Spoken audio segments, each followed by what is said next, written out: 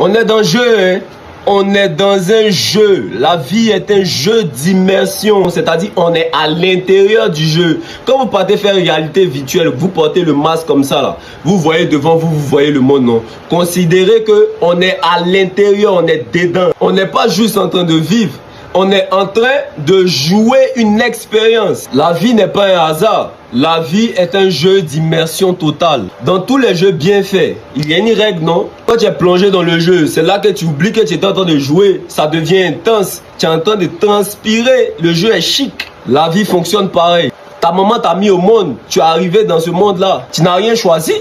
Ton corps, qui a choisi ça pour toi? Personne. Ça a été imposé. Ta famille, imposé. Ton pays, ta nationalité, ton époque. Tout ça là, imposé. Tu n'as rien choisi consciemment. Dans le langage des joueurs, là, on appelle ça du spawn.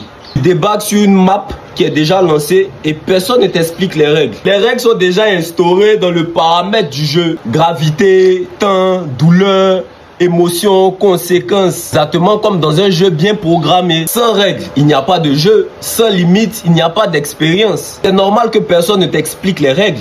Parce que c'est un jeu d'immersion. Si on te donne le script complet, tu vois qu'il n'y a plus d'expérience, ça ne vaut pas la peine, quoi. Déjà, regardons au niveau de l'avatar, c'est-à-dire le personnage. Dans un jeu vidéo, le joueur n'est pas le personnage.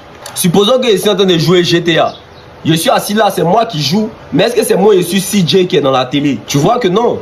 Dans la vie, c'est pareil. Ton corps, là, c'est l'avatar. Voilà mon corps ici, c'est l'avatar dans le jeu. Sans mon corps, je ne peux pas être dans le jeu. Ma personnalité, c'est mon rôle. Et la conscience est le joueur. Vous êtes d'accord avec moi que vous avez votre corps à part, vous avez votre personne, votre identité là. Et puis à l'intérieur de vous réside votre conscience, votre âme. Dans la matière, l'avatar oublie qu'il est dans l'expérience. Alors il a peur de perdre, peur de manquer, peur de mourir, peur d'échouer. Et quand tu es en train de jouer, quand ton joueur tombe, tu recommences, non?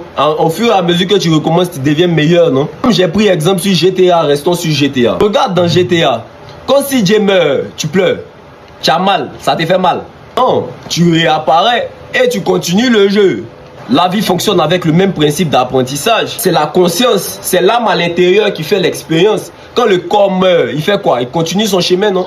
Après, vous entendez, on est dans la matrice, on est dans la matrice, on est dans la matrice. Est-ce que vous avez pesé réellement ce que ça voulait dire? Une matrice, là, hein, c'est un système qui est organisé, qui permet une expérience. Un jeu, là, ça a sa matrice. Parce que il y a un moteur, il y a des lois et il y a un décor. La Terre aussi, ou bien? C'est pour la Terre, là même, on appelle vrai dessin animé. Parce que quand vous regardez le coucher du soleil, quand vous regardez l'eau en train de bouger, quand vous regardez les couleurs dans le ciel, c'est trop joli. Nos yeux, là, ça ne voit pas la réalité brute. Nos yeux ne peuvent pas voir l'énergie ni les vibrations. Mais nos yeux captent l'énergie. Eux, ils captent les vibrations et puis ils envoient l'information au cerveau. Et le cerveau les transforme en réalité, en dur, en matière. Sinon, en réalité, on est plongé dans un champ d'information. C'est que de l'énergie, c'est que de la vibration. On est dedans comme dans la réalité virtuelle. Tu vois le monde, mais tu es dans un système. Tu vois tes bras, tu vois tes pieds, tu vois le monde autour de toi. S'il n'y avait pas les caméras ici, dis-moi qui pouvait voir son visage. Personne, c'est tes yeux, tu vois tes bras, tu vois tes pieds, tu vois ton personnage en fait. Regarde les jeux là, c'est pas la même chose à faire.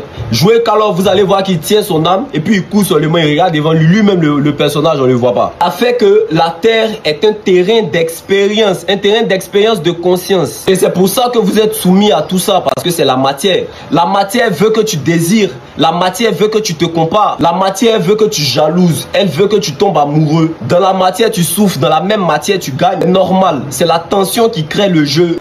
Un jeu sans difficulté, c'est pas un jeu. Un jeu sans tentation, c'est pas un jeu. Un jeu sans système dur, c'est pas un jeu. Donc oui, il y a des systèmes qui abrutissent, des gens méchants, des injustices, des manipulations, des distractions. Mais ça fait partie du level design du jeu. Tout ça fait partie du décor. Donc vous ne jouez pas contre la matière, vous apprenez à la manipuler.